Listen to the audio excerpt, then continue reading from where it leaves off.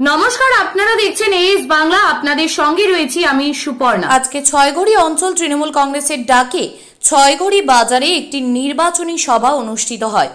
উক্ত সভায় উপস্থিত ছিলেন কলকাতার মেয়র ফিরহাদ হাকিম, মুর্শিদাবাদ লোকসভার প্রার্থী জনাব আবু তাহের খান। এছাড়া উপস্থিত ছিলেন বহরমপুর পঞ্চায়েত সমিতির সভাপতি আইজউদ্দিন মণ্ডল, জাহিদুর শেখ, ছয়ঘড়ি অঞ্চল তৃণমূল কংগ্রেসের সভাপতি আওয়াল হোসেন, সহ সভাপতি আকিবুর শেখ সহ আইএনটিটিইউসির অঞ্চল সভাপতি মঞ্জুর হোসেন ও তৃণমূল কংগ্রেসের নেতৃত্বগণরা। নির্বাচনী ও সভা চলাকালীন আমাদের মাঝে উপস্থিত ইউসুফ পাঠান মানুষকে দুহাত তুলে উচ্ছ্বাস দিয়ে তিনি অন্য একটি নির্বাচনী সভায় উপস্থিত হয়েছিলেন।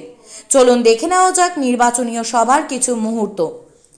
মুর্শিদাবাদ থেকে আলিফ ইসলাম ইমের রিপোর্ট, এস বাংলা। এখন সারা ভারতে বিজেপি হারছে, সারা ভারতে হারছে। গুজরাটে কয়েকটা সিট জোর করে নিয়েছে, কয়েকটা সিটে হারবে। উত্তরপ্রদেশে এই যোগীটা ওইটা বলছে ওখানে এক হয়ে গেছে, ওখানেও হারবে। কিন্তু আমরা ইন্ডিয়ায় থাকতে পারলাম না, তার কারণ দালালদের সাথে হাত ধরতে পারবো না। আমাদের কাছে সিট নেবে আর বিজেপি কে বেচবে। অভিষেক ব্যানার্জিকে পাঠিয়ে দিন আমার বিরুদ্ধে লড়তে, মমতা ব্যানার্জিকে পাঠিয়ে দিন আমার বিরুদ্ধে লড়তে। বাবা, বহরমপুরের ডন তো যার বিরুদ্ধে লড়ে বহুত হিম্মত। তাহলে ভাই যদি এতই তোমার ক্ষমতা থাকে যে তোমার কথায় মানুষ ভোট দেবে এমপিতে, তাহলে এমএলএ সিট গুলো বিজেপি কে ছেড়ে দিলে কেন? দেখুন, আজকে আমরা সকাল থেকে শুরু করেছিলাম করিমপুরে থানার পাড়া যে থানা আছে, থানার পাশ থেকে রোড শো। সকালবেলায় দুটো পঞ্চায়েতে রোড শো করেছি করিমপুর বিধানসভা। তারপরে বিকেলবেলায় করিমপুর বিধানসভায় একদম করিমপুরের নাটনা মোড় থেকে একদম গমাখালি মোড় এই পর্যন্ত প্রায় 4 কিলোমিটার রাস্তা আমরা বর্ণাঢ্য একটা শোভাযাত্রা করেছি।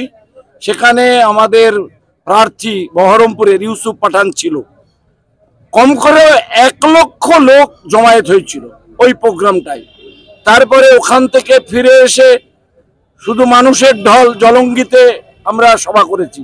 সেখানে জনাব ফিরহাদ হাকিম সাহেব ছিলেন, মাননীয় মন্ত্রী, এবং ইউসুফ পাঠান সাহেবও ছিলেন, রাজ্জাক সাহেব সেখানকার এমএলএ ছিলেন।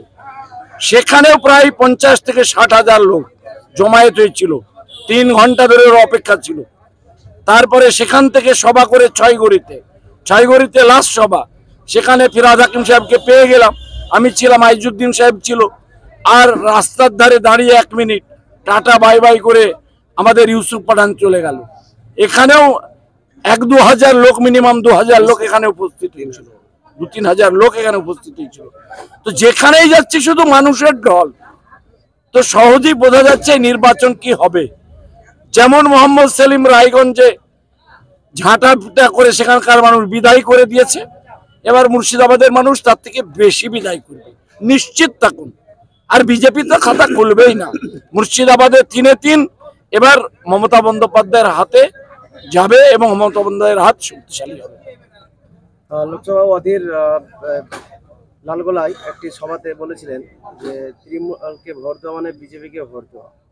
দেখুন, উনি তো বহরমপুরে যে অধীর চৌধুরীর কংগ্রেস 1 লক্ষ বেশি ভোটে জেতে, সেই আসনে বিজেপিকে ছেড়ে দিল। দুর্ভাগ্য আমাদের, সেখানে বিজেপি জিতে গেল, অধীর চৌধুরী নিজে অ্যাডজাস্ট করে নিল। তো সেই অধীর চৌধুরী ও কথা বলবে না তো কোন কথা বলবে? খুব সহজ কথা। তাই বলছে অন্তরের কথা, মনের কথা, মনের জ্বালার কথা বেরিয়ে আসছে। আস্তে আস্তে সব প্রকাশ পাবে।